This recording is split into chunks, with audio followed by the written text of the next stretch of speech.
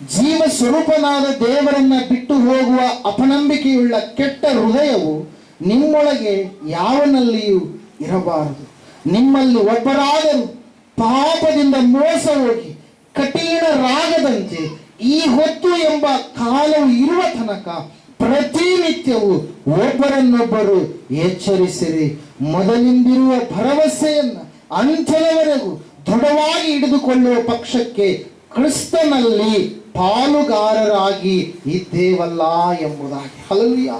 ಪೌಲನು ಬರೆದಿರ್ತಕ್ಕಂಥ 14 ಪತ್ರಿಕೆಗಳಲ್ಲಿ ಆತನು ಭಕ್ತಿಯ ಜೀವಿತದಲ್ಲಿ ಮನುಷ್ಯನು ಯಾವ ರೀತಿಯಾಗಿ ಜೀವಿಸಬೇಕು ಎನ್ನುವಂತ ಸಂಗತಿಯನ್ನ ಅನೇಕ ಕೋಣದಲ್ಲಿ ಬರಿತಾ ಹೋಗ್ತಾ ಇದ್ದಾನೆ ಪ್ರೇರೆ. ಒಂದು ಸಂಗತಿಯಲ್ಲ, ಮನುಷ್ಯನು ತಪ್ಪಿ ಹೋಗುವುದು, ಎಡವಿ ಬೀಳುವುದು ಸಹಜ. ಆದರೆ ಜೀವ ಸ್ವರೂಪನಾದಂಥ ದೇವರಲ್ಲಿಯೇ ಇದ್ದುಕೊಂಡವನಾಗಿ ತನ್ನ ತಪ್ಪುಗಳಿಗೋಸ್ಕರವಾಗಿ ಕ್ಷಮಾಪಣೆಯನ್ನು ಹೊಂದಿದವನಾಗಿ ಯಾವ ವಿಧದಲ್ಲಿಯೂ ಕೂಡ ದೇವರನ್ನ ಬಿಟ್ಟು ನಾನು ದೂರ ಹೋಗಿ ಸೈತಾನನ ಕಾರ್ಯಗಳನ್ನ ಮಾಡುವಂತ ವ್ಯಕ್ತಿಯಾಗಿಯೇ ನನ್ನ ಕೊನೆಯ ಜೀವಿತವನ್ನು ಕಳಿಬೇಕಂತೇಳಿ ಇರಬಾರ್ದು ಅಂತೇಳಿ ಅನೇಕ ಸಾರಿ ಆತನು ಪ್ರೋತ್ಸಾಹ ಪಡಿಸ್ತಾ ಇದ್ದಾನೆ.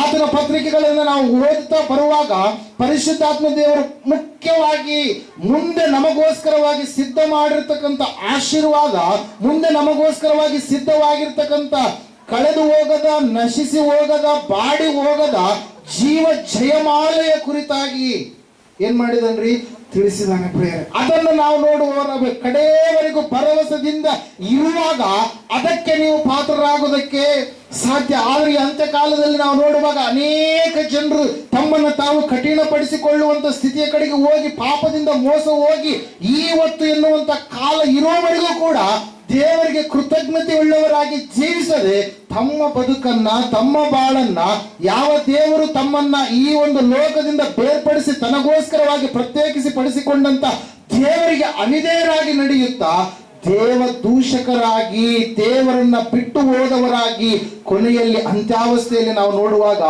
ನಾಶನವನ್ನು ಅವರು ಅನುಭವಿಸುವವರು ಆಗಿರ್ತಾರೆ. ಪ್ರೇರಿತ ದಿವಸ ದೇವರ ವಾಕ್ಯ ನನ್ನ ಸಂಗಡ ಮಾತಾಡ್ತಾ ಇದೆ. ನೀವು ನಾಶನದ ಕಡೆಗೆ ಯಾಕೆ ಹೋಗ್ಬಾರ್ದು? ನೀವು ನಾಶನದ ಒಂದು ಸ್ಥಿತಿಯ ಕಡೆಗೆ ಯಾಕೆ ಜಾರಿ ಹೋಗ್ಬಾರ್ದು?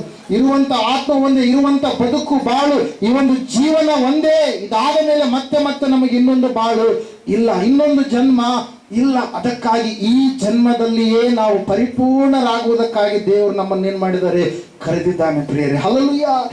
ವಾಕ್ಯ ಹೇಳ್ತಾ ಇದೆ, ಸತ್ಯವೇದ ಹೇಳ್ತಾ ಇದೆ, ಸಹೋದರರೇ ನೋಡಿಕೊಳ್ಳಬೇಕಂತಂದ್ರೆ ಹಿಂದೆ ಯಾರೋ ಈ ರೀತಿಯಾಗಿ ತಪ್ಪಿ ಹೋದವರಾಗಿ, ಅವಿಧೇಯರಾಗಿ ದೇವರು ಅವರಿಗೆ ಕೊಟ್ಟಿರ್ತಕ್ಕಂಥ ಭಾಗ್ಯವನ್ನ, ಅವರಿಗೆ ಕೊಟ್ಟಿರ್ತಕ್ಕಂಥ ಜವಾಬ್ದಾರಿಯನ್ನ, ಅವರಿಗೆ ಕೊಟ್ಟಿರ್ತಕ್ಕಂಥ ಬಾಧ್ಯತೆ